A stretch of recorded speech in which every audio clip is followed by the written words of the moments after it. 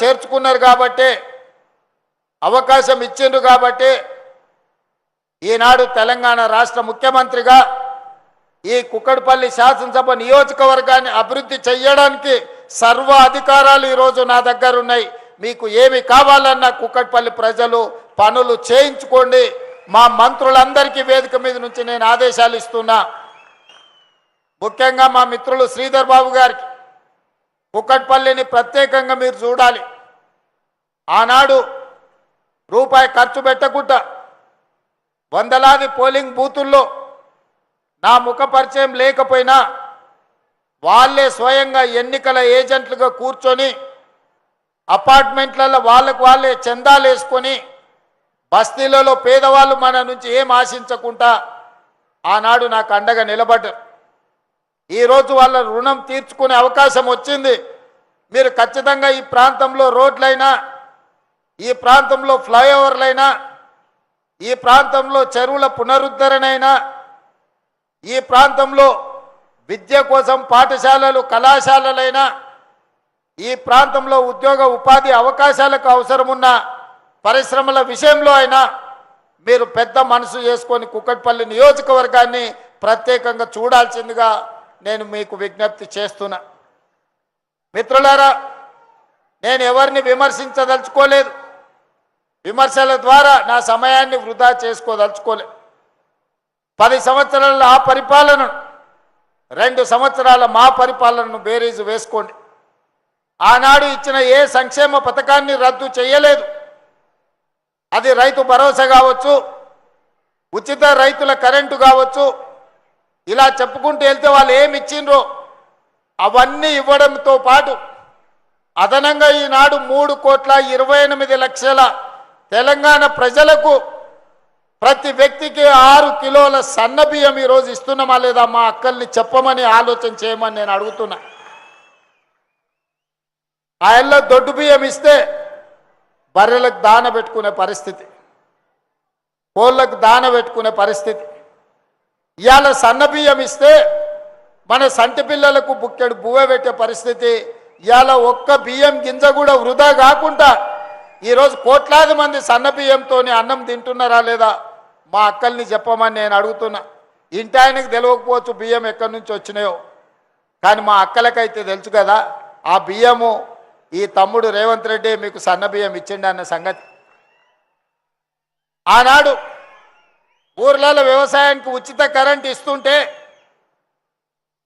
అయ్యా మరి మాకైతే భూమి లేదు, భూమి ఉన్నోళ్ళకే రైతు భరోసా ఇస్తేవి, భూమి ఉన్నోళ్ళకే ఉచిత కరెంట్ ఇస్తేవి, భూమి ఉన్నోళ్ళకే అగ్వ సగ్వకు ఎరువులు ఇస్తేవి. మరి పట్నంలో ఉన్న మా పరిస్థితి ఏంది అని అంటే నిజంగానే కదా పేదోళ్ళ గురించి ఆలోచన చేయాలి కదని ఈరోజు ప్రతి పేదవాడికి 200 యూనిట్లు ఉచిత కరెంటు, మీ ఇంట్లో కరెంటు బిల్లు కట్టకుండా మీ ఇళ్ళలో కరెంటు వస్తుందా లేదా, లైట్ వేసినప్పుడల్లా మా అక్కల్ని గుర్తు చేయమని అడుగుతున్నా. ఈ సంగతి ఇంటి ఆయనకు తెలియదు, ఎందుకంటే లైట్ స్విచ్ ఉందో ఆయనకే తెలియదు.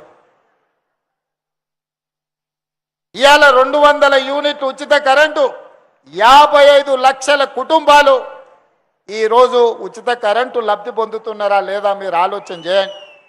ఆ ఎల్ల దీపం పథకం ద్వారా ఇందిరాగాంధీ గారి వారసత్వంగా వచ్చిన సోనియా గాంధీ గారు కట్టెల పొయ్యి మీద వంట వండితే ఆ పొగ ఊపిరితిత్తుల్లోకి పోయి ఆడబిడ్డలు క్యాన్సర్ వచ్చి చచ్చిపోతుంటే, కళ్ళు మండిపోతుంటే పిల్లలకి ఎట్లయినా వండి పెట్టాలి అని క్యాన్సర్ బారిన పడ్డా మా అక్కల బాధను భరించింది. సోనియమ్మ ఆడబిడ్డల కష్టాన్ని ఆలోచన చేసి కట్టెల పొయ్యిని తీసి అటక మీద పెట్టుండ్రి, దీపం పథకం కింద స్టవ్ సిలిండర్ ఇస్తా, 400 రూపాయలకే మీకు సిలిండర్ ఇస్తా అని ఆ ఎల్ల పథకాన్ని సోనియమ్మ ప్రవేశపెట్టింది. ఆ తర్వాత వచ్చిన మోడీ గారు 400 సిలిండర్ను 1200 చేసిరు.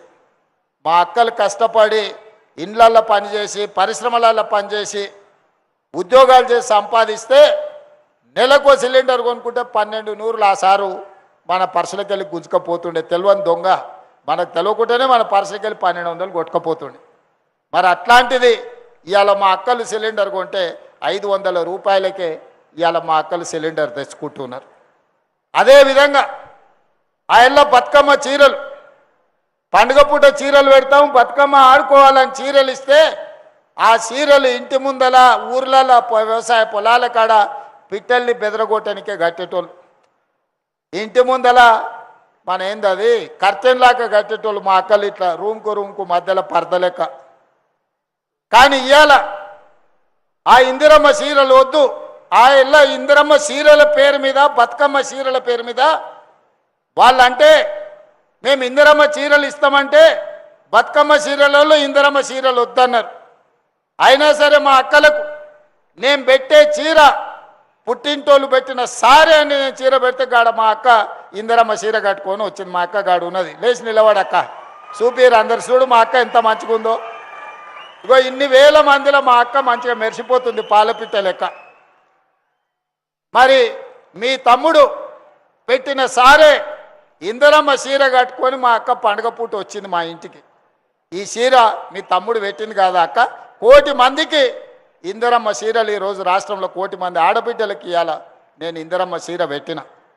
అదేవిధంగా కూలికి పోవాలన్నా, పనికి పోవాలన్నా, పిల్లలు చదువుకోనికి పోవాలన్నా, మీరు ఎక్కడైనా పరిశ్రమలలో కార్మికులకు పోవాలన్నా బస్సు కిరాయికే 5-6 వేల నుంచి 10,000 రూపాయలు ఖర్చు అయ్యేది. ఇక అమ్మగారింటికి పోవాలంటే ఇక అవాసకు పున్నాకు కూడా ఇంటి ఆయన పోనిచ్చేటోడు కదా, దండగమారు ఎవరం ఎందుకమ్మా ఏమున్నది చూడలేదా మీ అమ్మని పుట్టినప్పటి నుంచి ఆడుకోతావు అనేటోడు.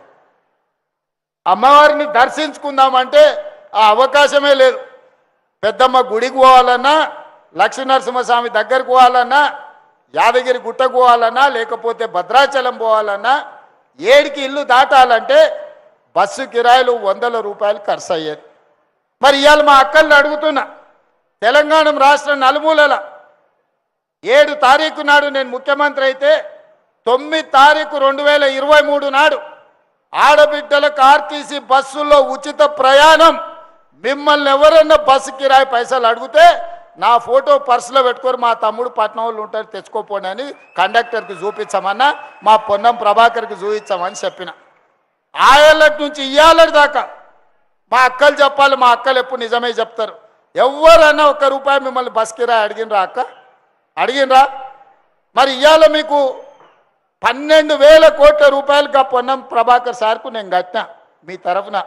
ఆ సారి కిరాయి పైసలు లేకపోతే కుదరదంటే నేను కడతా స్వామి, నేనేం లేకుండా కాదు, వాళ్ళకు మా చెల్లెళ్ళకు మా అక్కలకు నేను తోడున్నా, వాళ్ళ తరఫున నగదు నేను కడతా, వాళ్ళు మాత్రం ఉచితంగా పోవాలి, వాళ్ళని అడగొద్దని చెప్పి పొన్నం ప్రభాకర్కి ఇప్పటికి 12,000 కోట్ల రూపాయలు ఇవాళ నేను మీ తరఫున ఉచిత బస్సు కట్టిన. ప్రభాకర్ గారు ఉచితంగా ఇవ్వలేదు అక్కో, ఏమన్నా ఉచితంగా ఇచ్చిండు అనుకునేరు. నగదు నేను కడుతున్నా, ఉచితంగా మీరు ప్రయాణం చేస్తున్నారు, గంతే తేడా. ఇవాళ ఉచిత బస్సు ప్రయాణం మా ఆడబిడ్డలకు ఇచ్చినా లేదా ఒకసారి ఆలోచన చేయండి. స్వయం సహాయక సంఘాలు 0 వడ్డీ అన్నారు, గుండు సున్నా పెట్టారు, ఈపులకు సున్నం పెట్టారు. గత ప్రభుత్వం ఎనడాన్ని ఇచ్చిండా? ఇవాళ 65,000 కోట్ల రూపాయల బ్యాంకు లింకేజ్ ఇచ్చి 2,500 కోట్ల రూపాయలు మీ తరఫున వడ్డీ బ్యాంకులకు నేను కట్టినా. మా అక్కలు వ్యాపారం చేసుకోవాలి, రూపాయి కూడబెట్టి పెంచుకుంటే పిల్లల చదువులకో, ఇంటి శుభకార్యానికో, లేకపోతే ఏదో ఒక మంచి కార్యక్రమానికి పనికొస్తుందని మా అక్కల కోసం 65,000 కోట్ల రూపాయలు ఇవాళ బ్యాంకులో లింకేజ్ ఇప్పించి మా సీతక్కను కాపలాగా పెట్టి